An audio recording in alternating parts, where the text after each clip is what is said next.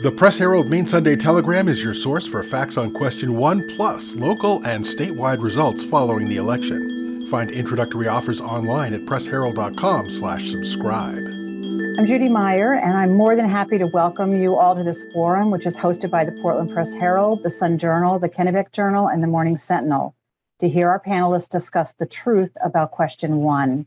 This event is made possible by supporters of journalism, including our local advertisers and subscribers.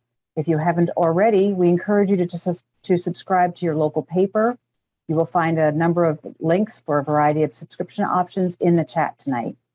We have had enormous response to this forum, too many to get everybody in this virtual room, so the event is being recorded and will be available on our websites.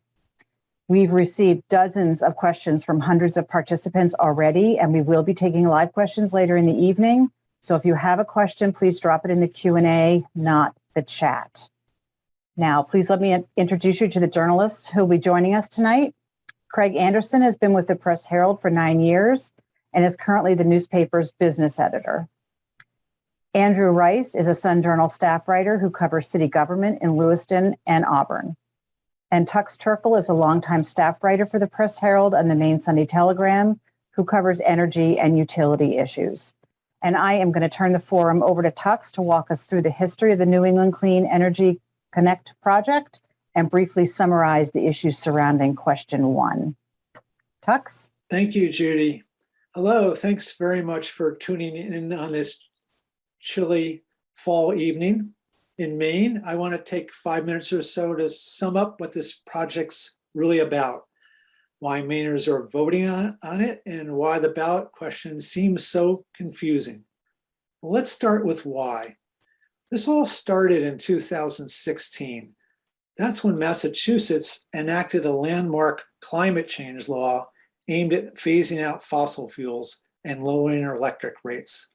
Part of the law mandated that mass utilities sign contracts for a certain amount of wind, solar, and hydro, and 46 projects submitted proposals in early 2017, including CMP in a partnership with Hydro-Quebec.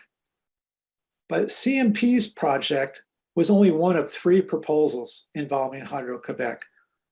Another one would have run power lines under Lake Champlain in Vermont. If Mass had picked that Vermont project, we wouldn't be here tonight. Now, going underground is better for the environment, but it's expensive. So in 2017, Mass chose Northern Pass, which would have gone through the White Mountains of New Hampshire.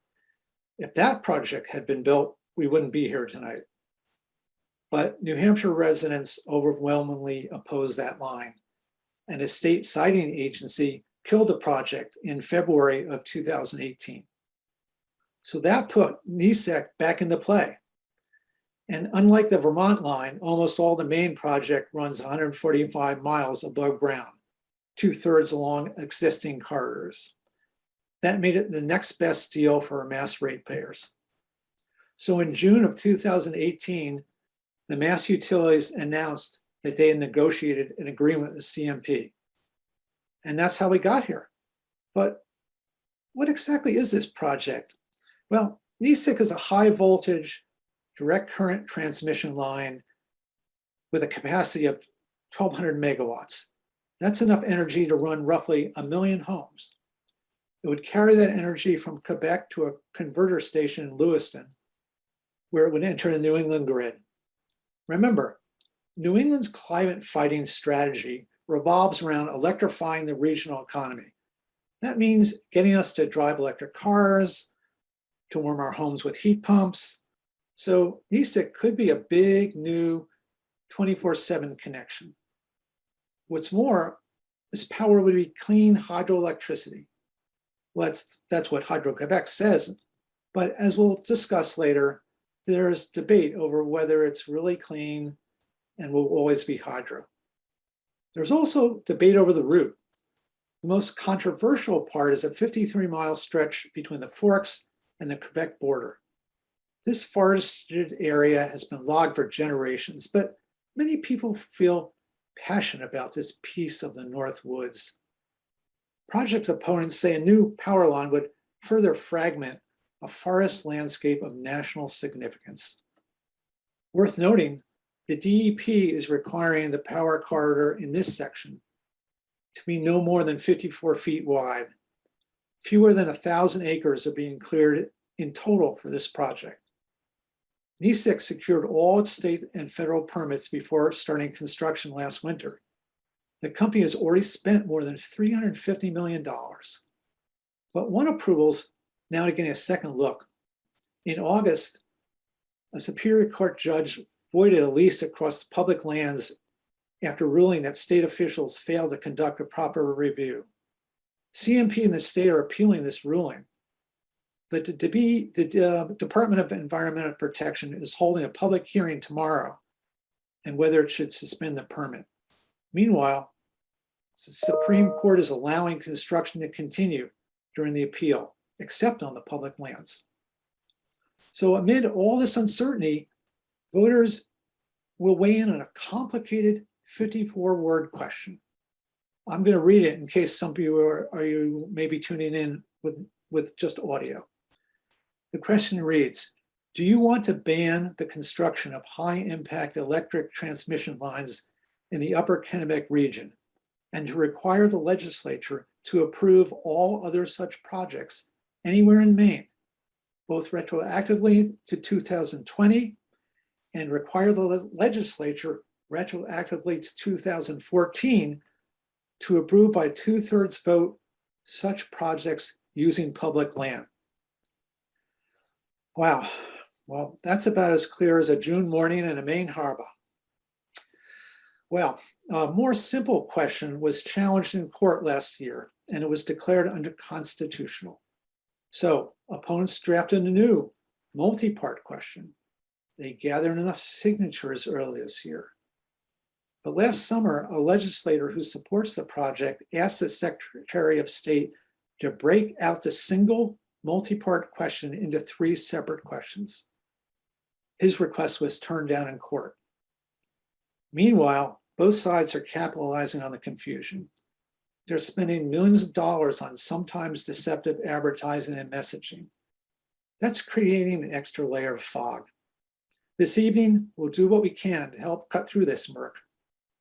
And if you haven't already, please read our deep dive into question 1, published in yesterday's Maine Sunday Telegram, as well as the Sun Journal, the Kennebec Journal, and the Morning Sentinel newspapers. Thanks again for being here. Thanks, Tux. As I mentioned, we received an avalanche of questions. So we took everything that we got and we looked at them, and certain themes emerged. So we have selected questions that are representative of those themes, and we're going to answer as many as we can, and then we'll move to live audience questions. So this first one, Craig, if you could answer this, and this is a question that I'm reading directly from a reader.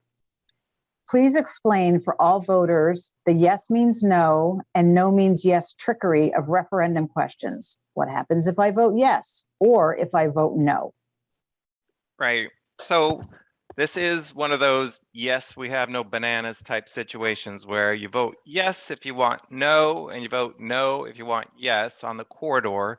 I don't know if it's the result of trickery. I think it's just that the purpose of the referendum is to stop something rather than to make something happen. So by voting yes, you're saying you want to stop it. And by voting no, you're saying you don't want to stop it. That's really all there is to it.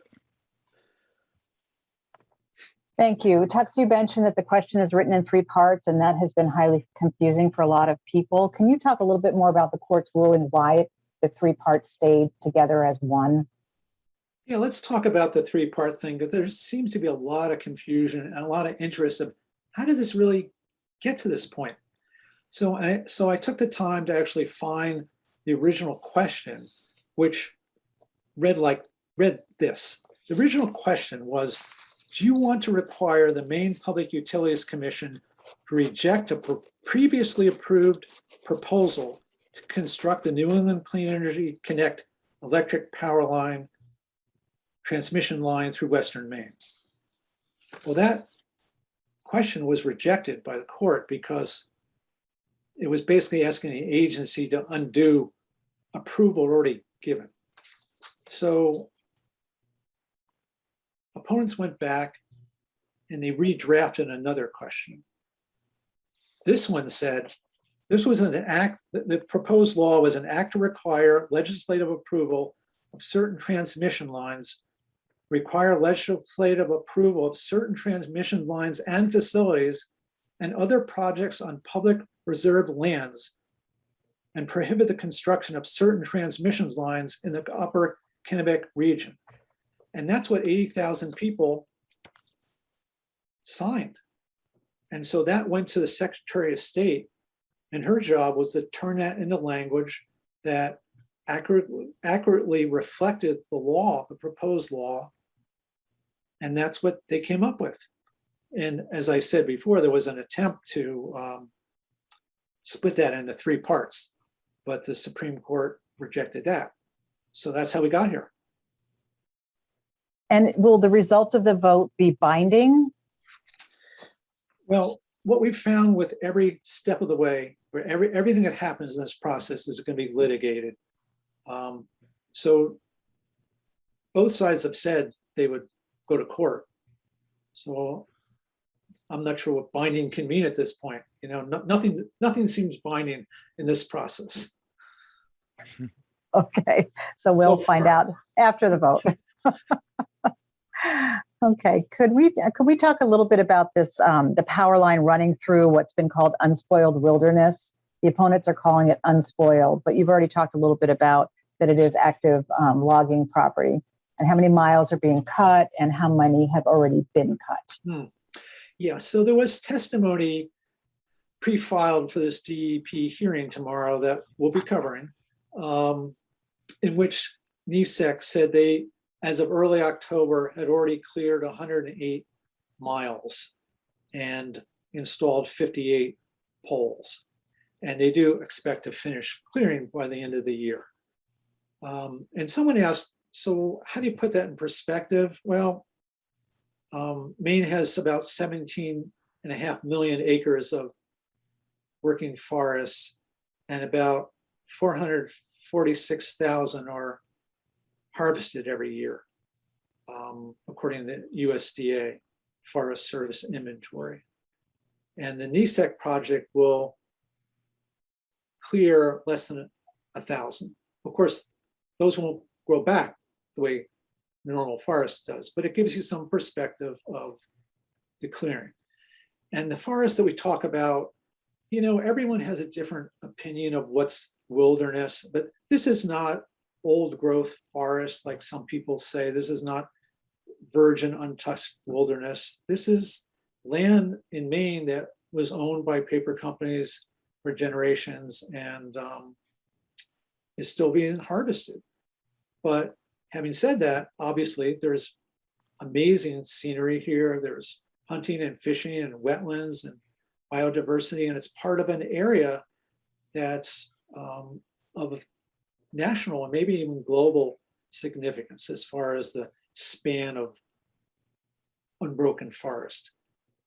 But of course it is broken by logging roads, and there are some power lines that go through there. There's hydro dams, you know, it's not untouched wilderness. So that's really the question, is like, how do you interpret wilderness and its values? Will the power line actually bring clean, renewable energy into New England, or are opponents who allege the project is just greenwashing energy right? Yeah, This is a question. This is the most question. Got most on this. And you know, as we wrote on Sunday, it's one we can't answer with certainty, and I wish we could. But the problem is, you know, Hydro-Quebec is a provincial company in a different country, and our oversight of them is not quite the same as some people would like. And it's not, people say it's a big extension cord that just comes from a hydro dam in Canada down into Maine, but it's more complicated than that. You know, power is generated up there in these giant dams, and it goes into a network. And exactly how it's being doled out is up to Hydro-Quebec because they have the ability to buy power from other grids in Ontario and New York and sell it or buy it. And so you don't know over the course of 20 years exactly where all that power is going to come from at any given moment. And the second issue that some people have, we've gotten a lot of requests to talk about mega dams. And by that definition, people are talking about these giant impoundments, man-made lakes that hold back rivers and create hundreds of thousands of acres of flooded forest. Now, this power is not coming from new dams that are going to be built. Hydro-Quebec says it has enough power to send it to not only Massachusetts, but also to another project in New York. So is it clean? Is it renewable? Well, it depends whether you take it on faith and what Hydro-Quebec says, and also it depends on whether you think mega dams are clean, and it's versus what? Like, is it compared to what? A coal plant, a natural gas plant? So these are value judgments all around. So much has been made of the fact that some environmental groups have come out in favor of the project and some strongly opposing. Can you just talk a little bit where that split is? Yeah, and that's part of what we were just talking about. There's some groups like Conservation Law Foundation, Acadia Center, they have taken the approach that climate change is an emergency. It's an all hands on deck, all the above situation. They negotiated certain benefits, and they came away with the idea that on balance, this is worth it. It's not a perfect thing for the reasons we're talking about, but compared to other things during the fight on climate change, it's worth doing. But other groups like the Natural Resources Council, Sierra Club, they came up with an opposite approach. They had studies have been done that said on balance, we don't really know that this is going to be clean energy for the reason we talked about as far as how Hydro-Quebec can manage its resources. And when you put that together with the fragmenting of the forest, they felt it wasn't worth it. So it's one of those situations where the environmental community is split. And I think that's partially caused some of the confusion for people when they see groups that they respect or members of taking different stands on this issue. So the big question is who's funding this project and how much has been spent. And the answer is a lot. I think the Press Herald has just updated that story from the campaign finance projects. And Strawberry, I believe we have a slide showing the expenditures so far. And I think, Craig, you were going to take this? Yeah. So as of the most recent campaign finance reports, the total spending is about it's over 60 million. And that's basically being spent by three different groups. There's two groups on the supporter side that have spent quite a bit of money. And then there's one group on the no side. So and when I say yes and no, I'm talking about the corridor itself. So Hydro-Quebec, they have a political action committee called Hydro-Quebec Maine Partnership that obviously supports the corridor and therefore is for a no vote on the referendum. They've spent about $15 million on this campaign. And then you also have Clean Energy Matters, which also is against the referendum and for the corridor. And then on the other side, you have Mainers for Local Power, which is supported by some of the environmental groups and also some out-of-state utility interests, and they've spent about a little under 13 million. So overall, the spending's over 60 million. Most of it is on the no on question one side, but the amount on the pro side has been substantial also. And one thing that I think Tux did a good job of pointing out in his story is that we've kind of all, as voters here, been caught up in a battle between some utility companies with competing interests that don't necessarily have, much to do with the, disruption to Maine wilderness or any of those things. It all kind of comes down to competing interests for power in New England. Next Era is a company that owns the utility interests, including a nuclear power plant in New Hampshire. They have concerns that the NESEC project would bring in lower rates and would undercut their rates. So it's not just about things happening in Maine. It's certainly, the fact that so much money has been poured into this campaign, I think really shows you that the interest in this goes beyond our state borders, certainly. So we did have a live question on this topic asking, when CMP spends money on, in support of the project, is it ratepayers who are actually spending that money, or is it coming from a separate pot? How does that work? No, this is go ahead, not, Tuck. this is not ratepayer money. This is money from investors. I mean, first of all, we got to remember, we talk about it as a CMP project, but really it's an Avangrid project, and Avangrid is the domestic parent of CMP. CMP is part of their network division. This project is really being paid for, by Massachusetts ratepayers, but as far as the investment is concerned, it's coming out of the investors of Avangrid, which is a publicly traded company. Okay. We are getting some live questions. So we had a lot of questions in advance about the retroactivity claim here. Are the concerns about retroactive laws real? Or are they being used as a smokescreen to turn voters away from the facts of the corridor project?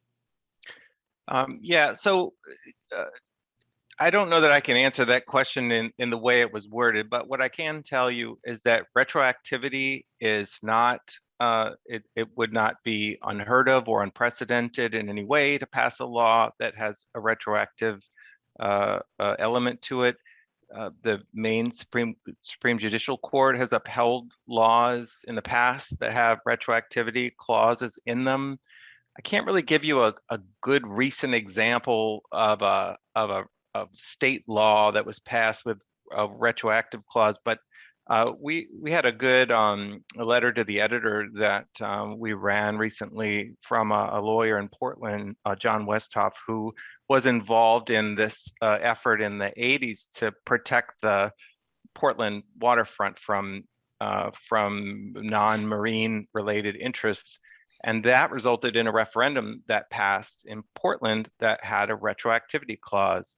And it went to the Supreme Court in Maine, and they supported it and said that the Maine Constitution allows for retroactive laws, whether it be at the state level or the municipal level. So it's certainly something that's allowed and is legal and constitutional. Whether or not you like the idea of a law going back and undoing things that might already be in the works, I think that's more of a personal decision. But I will say that as far as we know, there are no other projects that would be affected by this retroactivity clause other than the NESEC project. Okay, thank you. Andrew, there's a lot going on in Lewiston around this project, and it appears to be the city that will benefit most financially from the project. Can you talk a little bit about how many jobs will be created and what the increase in tax revenue for the converter station will be, the station that's already under construction, and where that is? Just sort of lay that out for us, if you would. Yeah, sure. So, yeah, you're right that, Lewiston sort of, I think from the very beginning, sort of been seen as a sort of stronghold of support for the project, and that's been tied to the tax revenue that they would projected to see, which it's sort of fluctuated since the beginning between 6 and 8 million annually. But I talked to the city assessor last week, and he said it's going to be about 7 to 7.5 million annually in tax revenue. And that's all tied to the converter station, which is construction's already underway. So far, the city has already seen about 1.5 million in tax revenue, and is supposed, which is about half of what they're going to see in the total year this year, and that's just tied to the work that's happened so far. And that converter station is on a section of land. It's about 6.5 acres. It's between a piece of Main Street and Merrill Road, which is sort of existing corridor that they're going to widen by about 75 feet. It's going to tie into a nearby substation on Larrabee Road. But all of the converter station and the line that was approved by the planning board back in the beginning of this year, January. So yeah. In terms of jobs, I was told today that there's 43 people working out at the converter station site as of now. And will there be continuous jobs once the converter site, the station opens? There will be some, but I wasn't told a figure. Mm-hmm. I know that there's, ongoing employees at that site, but in terms of a number, I don't know yet. Is Yeah, this they gonna, haven't. I was Oh, just going to say, Good old lag. Go ahead, Judy. Yeah, are we going to be able to see this from the street, Andrew? Or because I know we ran an aerial photo over the weekend, and it looks like it's tucked into the woods a little bit. Yeah, no, you won't be able to see it from the street. Yeah, we did run those good aerials, but no, there's a tree line buffer, and yeah, you won't be able to see it. Okay.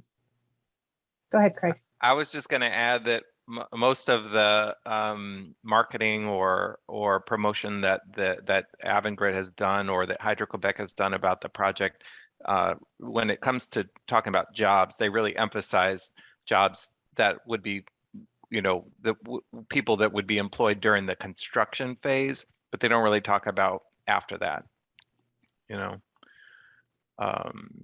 Yeah, that's all I wanted to say. Okay, thank you. Well, since you're on deck, Craig, what direct benefit will Maine ratepayers receive in terms of increased electric supplies or lower electricity rates if the project is allowed to continue?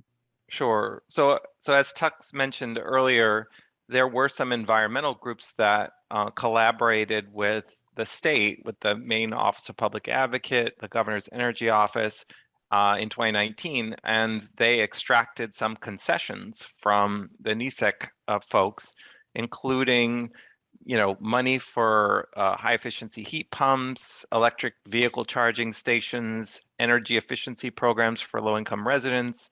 So not, obviously not direct cash to Mainers, but these different programs are valued at a total of $260 million. And in addition to that, Governor Mills had come out and said that she received a commitment from Hydro-Quebec that they would sell enough discounted energy to Maine every year to run 70,000 homes, and that was after the deal was criticized for the fact that none of the energy was actually going to go to Maine. So that's a non-trivial amount of discounted energy, but it's certainly not enough to lower energy rates. It's not going to move the needle either way, up or down in Maine, as far as what people pay for their electricity. Right. Well, the other thing to add to that, because I know that's something people always want to know, is like, how is this going to lower my electric bill? This is a project that runs for 20 years, for one thing, and we're talking about what happens in the future, not what's going to happen to your bill today. Like we wrote the other day that we have a pretty good sense that electric rates are going to be going up in Maine next year because of the natural gas crunch and the wholesale rates. So you have to project out in the future, what's electricity going to cost in the years ahead, and how will this affect it? And boy, that's a tough calculation, it's not going to be much. You know, this is not something you're going to probably notice in your bill. But here's something worth remembering. They would not be, NextEra and Calpine and Vistra, they would not be spending millions of dollars here if it wasn't going to affect electric rates. It's going to lower wholesale electric rates in New England. Otherwise, they wouldn't be putting all that money into it. But how it affects you and me at home, that's really a tough one to quantify, even though some people have done it and they say, well, it's going to be like a nickel or 10 cents or whatever. Whatever it is, bottom line is the project isn't really being built for us. Like, so we get something out of it, maybe, but it's not being built to lower electric rates in Maine. Right. So, Craig, you mentioned the deal, the $260 million deal. Have there been any details other than just the generalized low-income families would benefit? Are there any specific short or long-term benefits that Maine would realize from this project that have emerged since the deal was struck? Well, certainly they've talked about in the short term jobs. The NESEC folks have said that that the construction phase of the project would create something over 1,600 jobs a year, and they don't talk about jobs beyond the construction phase. So you can make your own assumptions about what that means. They also say that it would increase Maine's GDP. There are property value increases involved, other revenue increases, and they value it at $573 million. I haven't seen a real specific breakdown of that, although it may exist. But as Tuck said, the project isn't for us. It's like if somebody wanted to build a train track through Maine for a train that doesn't stop in Maine, it stops in Canada and Massachusetts. So we're just sort of the passing through area of this thing. Andrew, when the city council talked about the first tax revenue payment last week and the fact that they were able to manage the budget and lower taxes, is there any specific benefit in the budget for low-income individuals living in Lewiston, or is it more of a generalized reduction in the budget for everybody?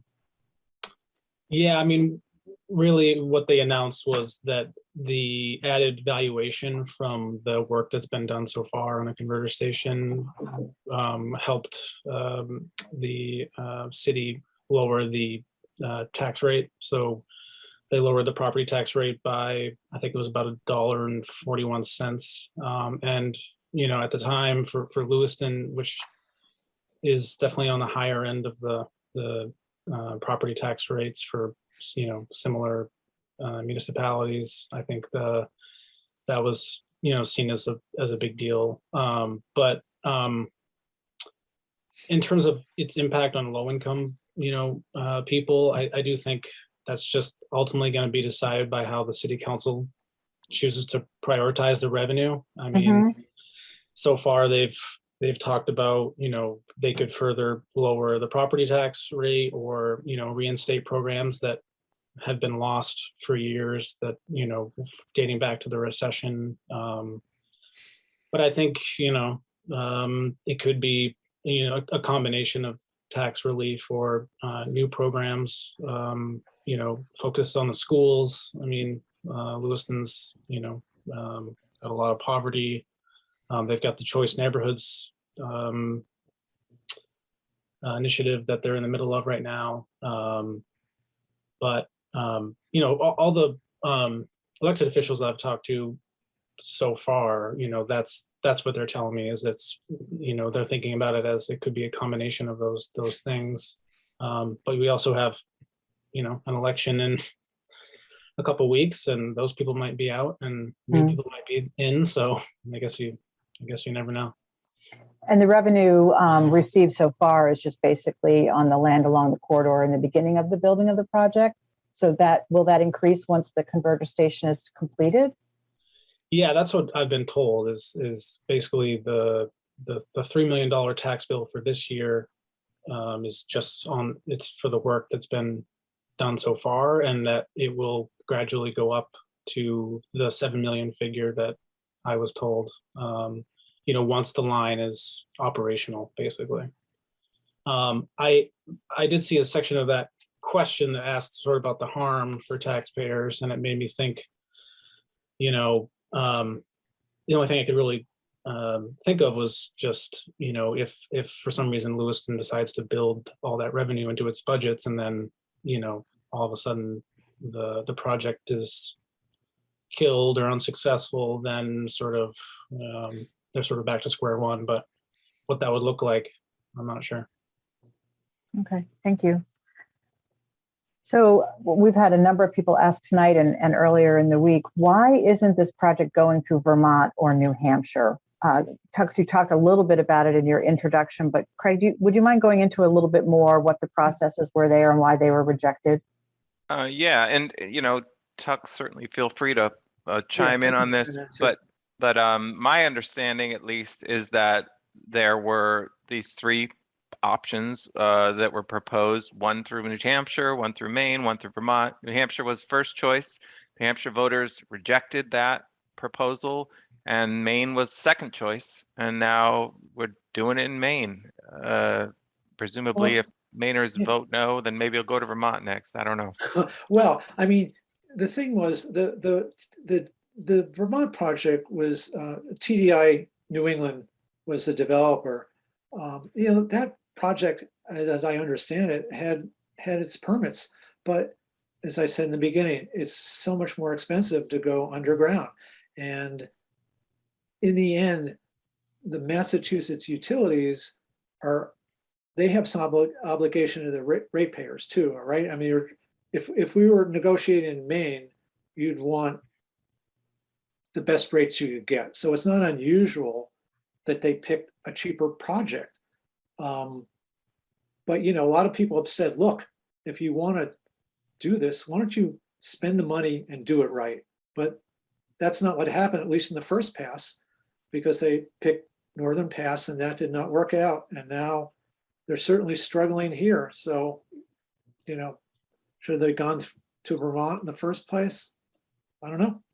But I think with all these things, Craig, we talk about this over the years. It's very hard to cite any large scale energy project. I mean, no one's going to be happy all the time. It just doesn't work out. There's always impacts. We were talking about it. People talk about solar and onshore wind and offshore wind. All those things have impacts. We've covered the impacts on onshore wind for years until they ran out of transmission capacity to build too many more. Mm-hmm. We've been covering offshore wind very heavily, and we know the fishing community is not happy about that. There's people who think solar there's too much in Augusta already. They didn't like the citing it, don't want to look at it. So there's no clean answer to any of this stuff, but we'll see where this one comes out, because there have been attempts for years to get another line into New England from Quebec. And there's 3 states in northern New England that border it. And those are your choices right now. So we're seeing what happens. So we already talked about the fact that this will be litigated on either side, no matter what the outcome here. But does Massachusetts have another ready option, or is this the last stop?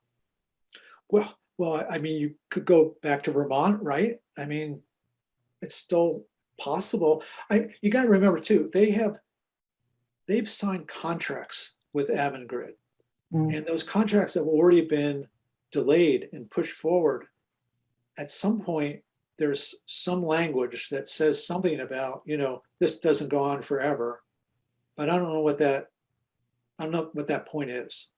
In New Hampshire, it got to a point where a siting agency, we don't have that here, but there was an energy siting agency here that said no, and it went to court and it died. And in that case, the Eversource, the developer, Massachusetts developer utility, their investors ate a big charge off because of that. That could happen here, but we haven't got that point yet. And this referendum will be one step of that process. Can we talk a little bit more about the climate impact here? We're getting that question a lot tonight. A yes or a no, there's impact either way. So could we dissect that a little bit? Yeah, I mean, this goes in the category of the uncertainty, just like the clean energy. There have been some studies done about, how many cars it would take off the road and things like that, the equivalent. And those are figures that the NEFSAC has gone with. But all this is predicated on the idea that it's all hydro all the time. So if it's not, then it's different. Obviously, the Conservation Law Foundation, Governor Mills, who certainly is very passionate about climate change, she made the calculation that this is a net positive for climate change. But Natural Resources Council came up with the opposite for the reasons we talked about. Mm-hmm. So I don't have all those figures in front of me, but I can just say in a general sense, it's debatable, the impact on the climate. Another issue that I've heard people bring up has more to do with just sort of a perception of Maine being amenable to clean energy projects.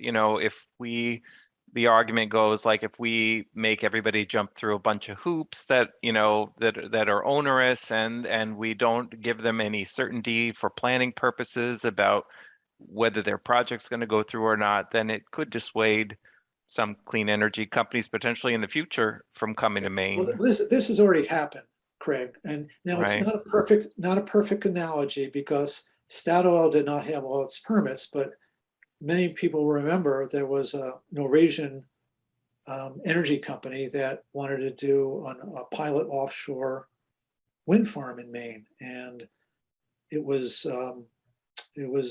embraced during the administration of John Baldacci, but when Governor Page came in office, he was really against it. And some of the things he did basically made that company say, you know what, we can't do business in Maine. They actually built that wind farm in Scotland.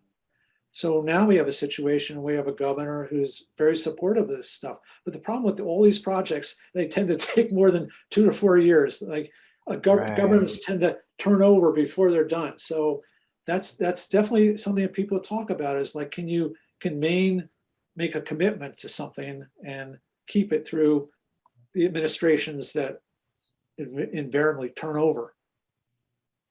Well, that's been a really interesting reflection on this project, is that Governor LePage also supported the project, and we have Governor Mills supporting it, and they didn't agree on much. So That's right. to have them Yeah, both they can agree on that. is interesting. Yeah. Andrew, was the climate change question discussed in Lewiston, or was it really more about the revenue and the jobs? Yeah, it's been mostly focused on the tax revenue for Lewiston, because one of the questions we've asked our candidates this year in our profiles that we've been running is whether or not they support the project, and I think a lot of them are saying, even though I might have my reservations about the project, I'm just as a Lewiston official, I would vote for the best interest of residents, and they're mostly saying they would support it just because of the tax revenue. But in terms of the sort of impacts on climate change, I haven't heard much, but I think it's mostly just been on what it can do for a town that's still trying to pull its way out of a recession. Mm-hmm. If the project does fail, is there any would there be any direction to replant the trees, restore the cut, or would that be all part of whatever future litigation we might be looking at? So in the testimony that was filed for the DEP hearing, the first time that I've seen anyway, there was a reference to decommissioning plan. First of all, in Maine, there's very little tree planting being done. Basically, trees grow everywhere in Maine. Like if you cut something down and come back in 10 years, you're gonna have a little forest starting. So there's no plan to replant, but natural regeneration would do that. But they did talk in that about if they got to a point where they canceled the project, they would have a decommissioning plan that would take the towers down, take the foundations down, basically restore the site so that trees could, a young forest could emerge in that clear cut. And we heard from a reader who, appreciates that the electrical grid needs to be upgraded and that the power needs to move through Maine into Massachusetts, but wonders if CMP has any plans to upgrade our grid in Maine and improve our power lines. Will there be any upgrade projects in Maine in the next 5 to 10 years? Has that been discussed? Not as part of this. Yeah. Not as part of this project? There's a whole bunch of stuff happening at the PUC that's ongoing about upgrading the distribution system in Maine, and that's what we're talking about. The lines that go down in storms and the blackouts we had in these big storms. But there's a tension with that because it costs money. And at least under the current ownership structure, there's a give and take at the PUC of how much insulated wire to put up, how many stronger poles. Most of it's cutting down the tree branches because almost the vast majority of the local outages are from trees falling on power lines. And so that's an ongoing debate at the PUC, how much money to spend on that, because that is paid for by ratepayers. So you could say, well, we can cut down all the trees within 100 feet of every power line in Maine, which people don't want, and it would be very expensive. So that's the give and take on that.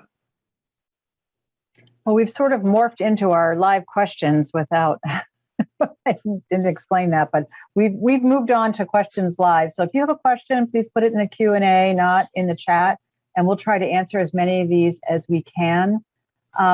One reader wants to know how the vote can happen after the project was approved and the work started. So you've already sort of like worked through this timeline, but why haven't the court shut it all down until the vote happens? Well, I think I understand the question. So the project was started before any of this referendum stuff was even a thing, right? So there have been now multiple efforts to stop it while it's been in progress, and this is the latest one.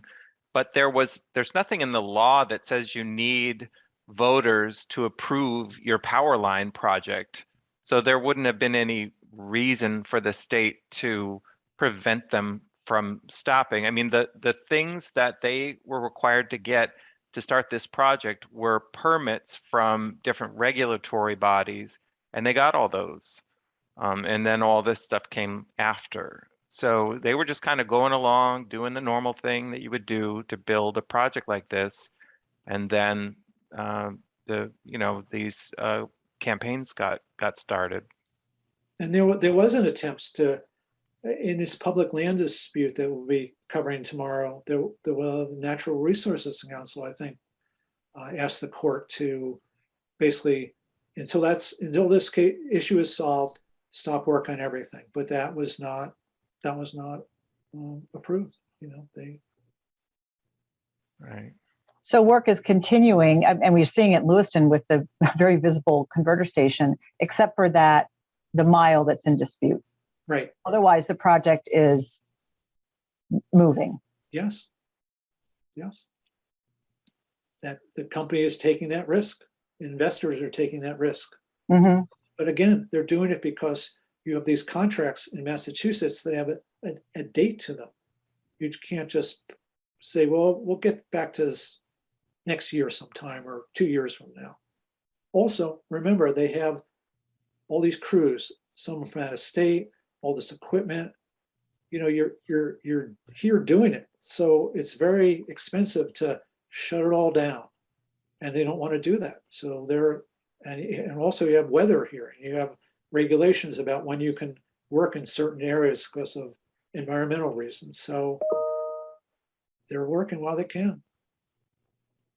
Is anybody hearing any conversation that maybe the $260 million deal was an undersell and that maybe the state should go back to CMP and Avangrid and renegotiate that, or are we past that point? Well, certainly there are people on there are people who are opposed to the corridor who are saying that Maine should have got a better deal. But then there are people who are for the corridor that say, well, Maine got a deal, which why would they even get one? Because we're not paying for this. The environmental impact is, I mean, if you just look at it in terms of numbers, this project would clear about 1,000 acres of forest in total. That's out of what I think it's like 27 million acres or 17, I think it's 17.6 million acres. So that's like 0.006% of the forest land in Maine.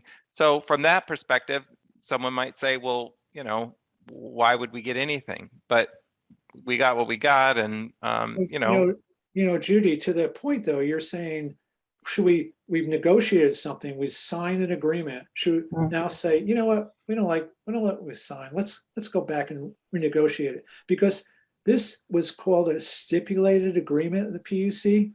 It was negotiated by a bunch of parties, including the governor's energy office, the industrial users, and the environmental groups that I just mentioned, public advocate. They all came up with that agreement because in the very beginning, to be honest, at least my thought, when you look at the very beginning of the project, CMP really didn't offer very much at all to Maine. There was, and they wanted to go over the Kennebec River with the power lines. They, through time, negotiated a lot of stuff that Craig mentioned, plus the line under the river, all the DEP, narrowing of the corridor. They wanted to cut a corridor 150 feet. That's right. Down to 54. So we got stuff, but if you're opposing them, there's never enough. And the only thing I would say though, they've been able to spend tens of millions of dollars on advertising. A lot of people say, gee, I wish we'd gone back and gotten some of that money, but that's water over the dam, so to speak. We've had a number of people post in the Q&A the question, just the observation that doesn't cleaner air and a more stable climate benefit Mainers. It's not something we can really put a dollar on, but is there a benefit to the project in the long term in terms of our the wider environment of New England? If you accept that the energy is all coming from a hydroelectric power, then yeah, I think you could make that argument because hydroelectric power is cleaner than other types of power. But again, that's in dispute. Some people don't trust that it's all going to be hydropower. We have someone asking if anybody has really done any conflict of interest work on the funders of the question on both sides. I don't know that. I mean, they clearly have interests. I don't think anybody's hiding that they have an interest. These utility companies. I certainly think. I mean, this one thing I think you guys will probably agree on is, the fact that so much money has been poured into these campaigns, and there's been so many ads, and people that make ads, they get creative and they try to come up with ways to influence people and persuade people, and they're like, well, let's try this argument, and I think that's part of the reason why this is so confusing now for people, because so many ads have come out trying so many different angles on this thing that I think we've gotten pretty far away from what this is really about. This is about a company that owns a nuclear power plant and a company that owns a hydropower plant competing with each other and having competing interests. And we're fighting the proxy war for them. And the war over the truth. I mean, there's some truth in there, but I just think there's also a lot of a lot of like dangling of arguments to see if they'll stick. And I just think some of them haven't really been that helpful in helping people understand what this is really about. We have a couple of more environmental questions about the fire danger that this line may create. We see the fires in California all summer long. There's been 1,500 so far.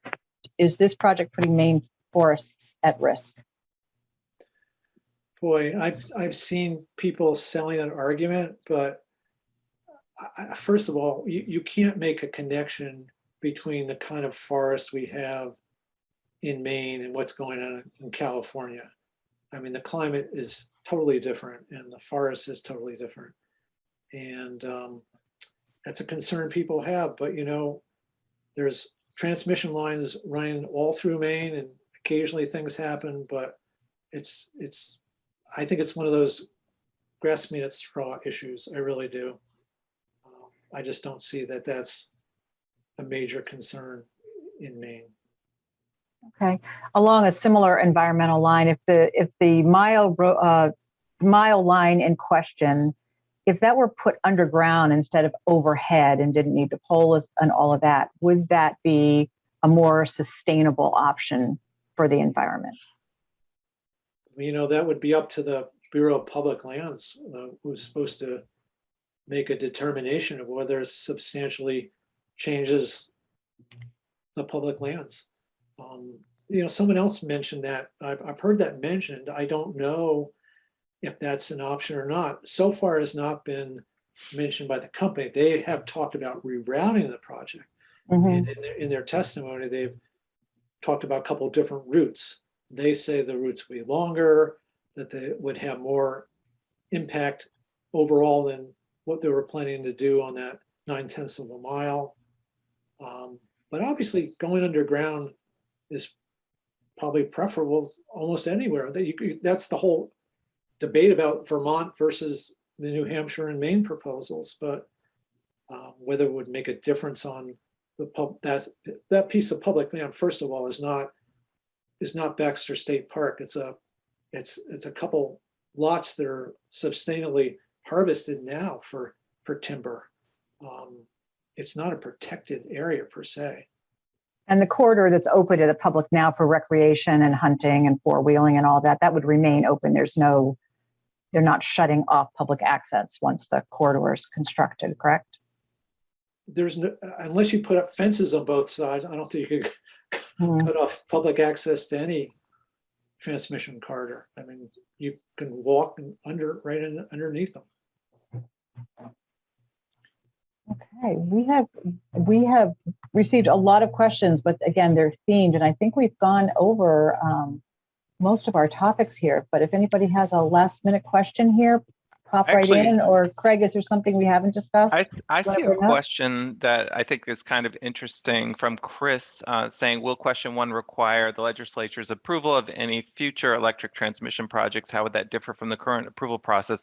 And that gives me an opportunity to ask Tux, because I was curious to know your thoughts on this. So that part of the question that says, I mean, there's a couple things in there that it doesn't just say the NESEC project. It says a high impact transmission project. So the first part of the question says, we would ban high impact transmission projects in the upper Kennebec Valley region.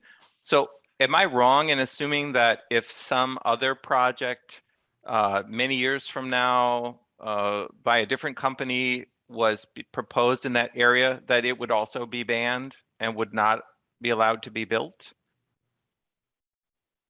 In that area? In that area, yeah. The question is also talking about that definition of transmission line anywhere in Maine would need legislative approval. Because there's 50 miles in length outside of a statutory corridor, not generator interconnection, and not for electric reliability. And so, some people someone actually emailed me today to talk about a project. The so-called MEPCO line is getting a rebuild part of it up in, I think Penobscot County maybe. And someone was saying, well, it could affect that. But, I'm not sure, because I'm not sure if that's for reliability or something else. I've heard different things on that. So Yeah, it's interesting. that's certainly debatable. But I think that it would be fair to say in answer to the viewer's question that, if a similar project came along and the referendum passed, it would require legislative approval also, right? It wouldn't just be for this project. That's what they're saying, if it meets those definitions. Yeah, that's what I thought. Okay, thank you, Craig and Andrew and Tux, for your expertise and explanations on this. We will continue reporting on this right up until Election Day, and clearly far beyond that. I really encourage people to look at the piece in Sunday's papers. It answers a lot of the very similar questions we talked about tonight, and there's a really good explanation about this mile in dispute and answers a lot of questions about that.